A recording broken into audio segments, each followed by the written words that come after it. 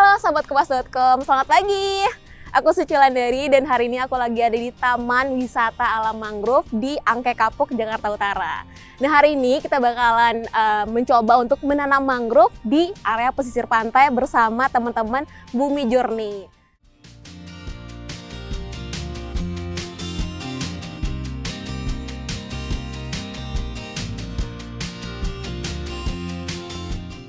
Mengisi waktu libur sebenarnya nggak melulu soal jalan-jalan ke tempat wisata loh, sahabat Kompas.com.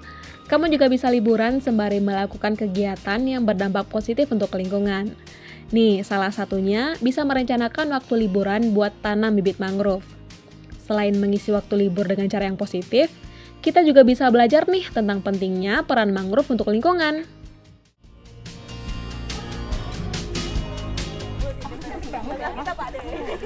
Halo Kak Salsa. Halo Kak Suci.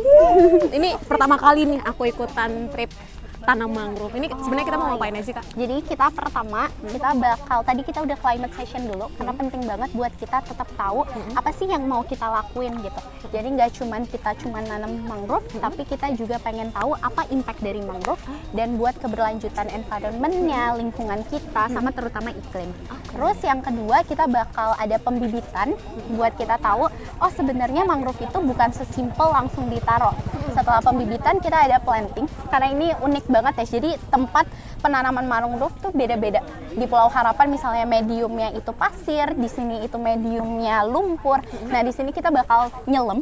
Jadi agak beda-beda dan bisa diperhatikan juga. Ini kita pertama mau kemana nih?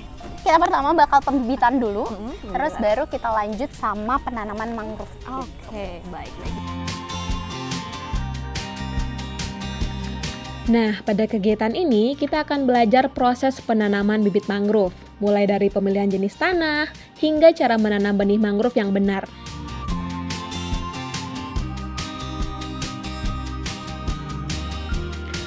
Oh iya, benih yang akan ditanam ini berasal dari benih mangrove yang telah jatuh dan menancap di area lumpur. Nantinya, benih inilah yang akan dikembangbiakan menjadi bibit mangrove.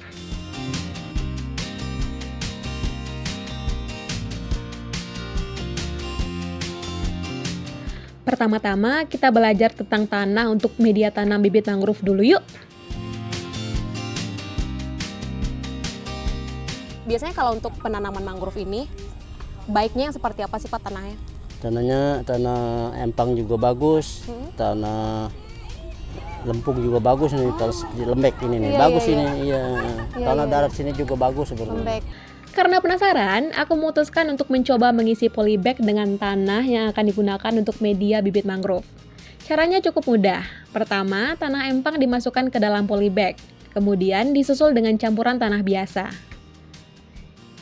Isi polybag sampai penuh di semua sisi, lalu gemburkan tanah dan jangan terlalu dipadatkan ya. Dan jadi deh!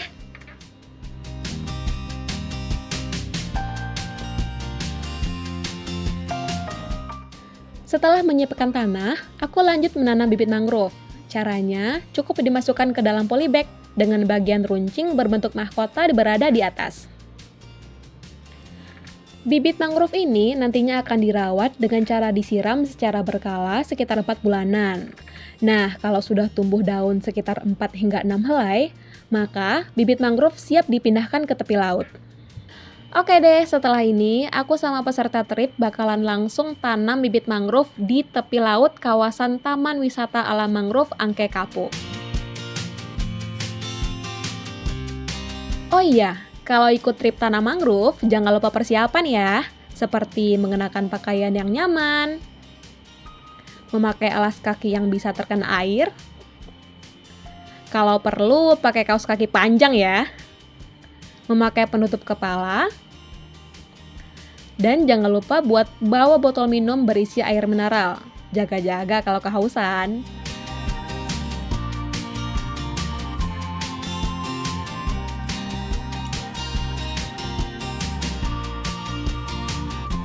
Nah, sahabat Kompas.com, aku mau nyobain tanam bibit mangrove langsung di areanya. Yuk, ini udah sesuai dengan arahan dari petugasnya tadi, kalau bibit mangrove yang akan ditanam itu yang sudah berdaun ya, 3-4 daunan gitu, itu sekitaran 2-4 bulanan baru ada.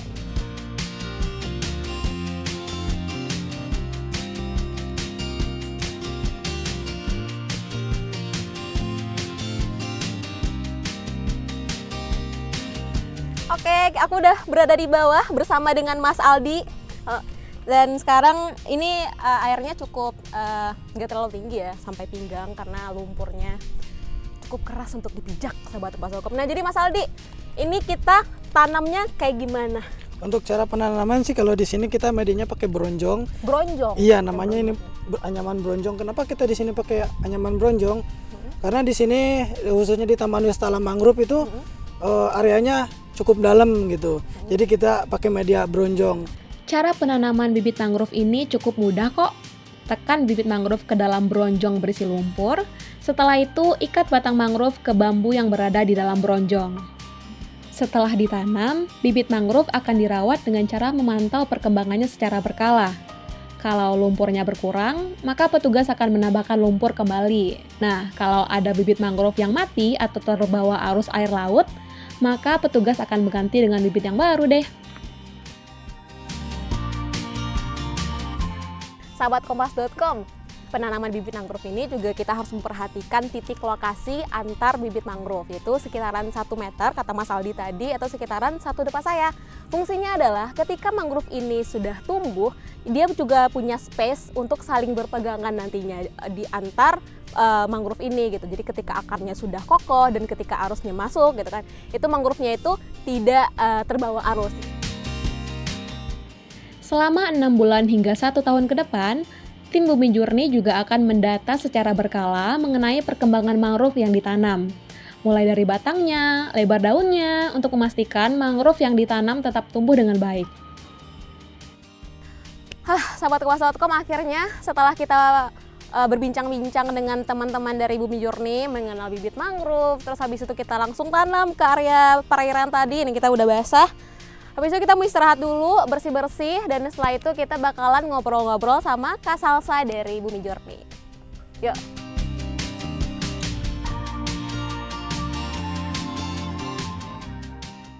Kalau dari Bumi Journey sendiri, ini awalnya gimana sih bisa terpikirkan sampai kita kegiatan wisatanya itu diganti dengan yang lebih baik untuk ekosistem lingkungan kita? Jadi sebenarnya ini berawal dari founder kita, Kak Jess, kalau mungkin pernah ketemu.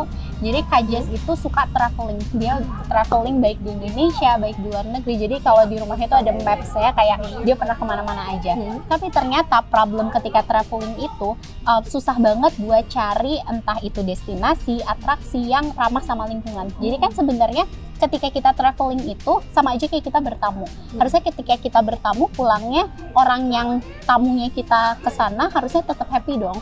Tapi kadang kan kita menimbulkan negative impact gitu. Jadi Bumi Journey sendiri pengen kayak membantu travelers buat menemukan sustainable sama regenerative travel gitu. Tapi kalau selain di sini nih, kan kita lagi di Taman Wisata Alam Mangrove nih, sahabat Kompas.com. Biasanya Bumi Journey itu kegiatannya di mana dan apa aja Kak? Oke, jadi kegiatan kita yang paling sering tuh mangrove planting. Karena kan sebenarnya kita ini Bumi Journey by Carbon Ethics. Sementara Carbon Ethics itu memang yang fokus di dalam blue carbon ecosystem. Makanya mangrove planting itu jadi kayak aktivitas yang paling sering kita lakukan. Nah, site kita yang paling sering itu sebenarnya di Pulau Harapan, di Pulau Seribu. Di beberapa pulau sekitar Pulau Seribu juga ada, terus kita ada di Bintan juga, ada di Bali juga. Nah, jadi kita selain mangrove planting, kita juga bisa coral planting, terus kayak beach clean up, terus kita kadang kita ngadain games juga. Kadang kan misalnya mereka tuh udah mau CSR gitu, tapi kan pengen kita motonya adalah feel good, tapi tetap do good gitu.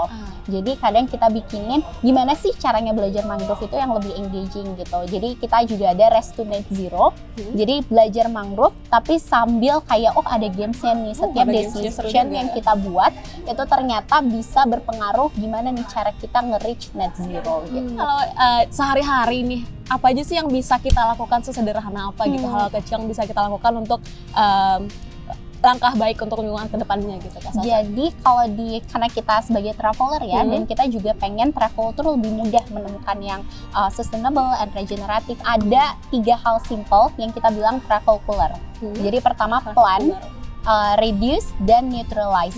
Plan itu kita merencanakan apa yang kita mau melakukan. Jadi misalnya kita mau liburan, sesimpel kita mau nginep di mana nih, mau apa akomodasinya, transportasinya.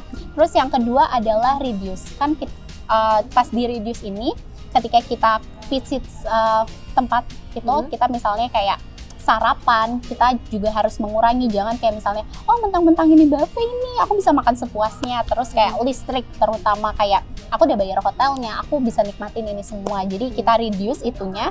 Tapi kan ketika 2 step awal, plan dan reduce ini udah kita lakukan, tetap ada karbon yang kita hasilkan. Jadi step terakhir adalah neutralize. Jadi gimana caranya karbon yang tetap kita keluarkan, itu bisa kita tangkap lagi. Salah satunya dengan activity seperti mangrove planting ini, atau misalnya kita belajar mangrove, atau kalau misalnya ribet, bisa gampang banget kita tinggal beli blue carbon package di Carbon Ethics, bisa juga dari website Bumi Journey gitu. Baik. Berarti kalau untuk sahabat kepas.com yang ingin jalan-jalan berarti perlu ada persiapan dan itinerary juga harus itu ya, biar kayak naiknya apa, kalau bisa jalan kaki lebih oke biar sehat gitu ya. Betul, kalau bisa ya. Kalau bisa tapi kan jalan tetap kaki. kita travel cooler, tapi juga harus travel smarter ya. Jangan kayak ke Bali, oh bisa nih naik bus, padahal ternyata cutinya cuma 2 hari gitu. Jadi tetap disesuaikan gitu mampunya gimana. Ini buat sahabat kompas.com nih, Kak Salsa yang pengen coba ikutan nanam mangrove kayak aku tadi, kayak masukin ke lumpur, seru tahu. Gimana nih caranya ke sahabat Boleh kompas.com? banget, kalian bisa cek aja langsung di Instagramnya Bumi Journey, atau kalian kalau mau ngecek kita tuh sebenarnya udah kurasi semua destination, terus kayak attraction juga di website kita di bumijourney.com. Di sana ada carbon kalkulatornya juga buat ngebantu kalian ngeplan dan neutralize lebih gampang. Oke sahabat kepas.com, sekian dulu perjalanan kita hari ini. Next, jangan lupa ikutin perjalanan kita selanjutnya. Enaknya kita kemana ya?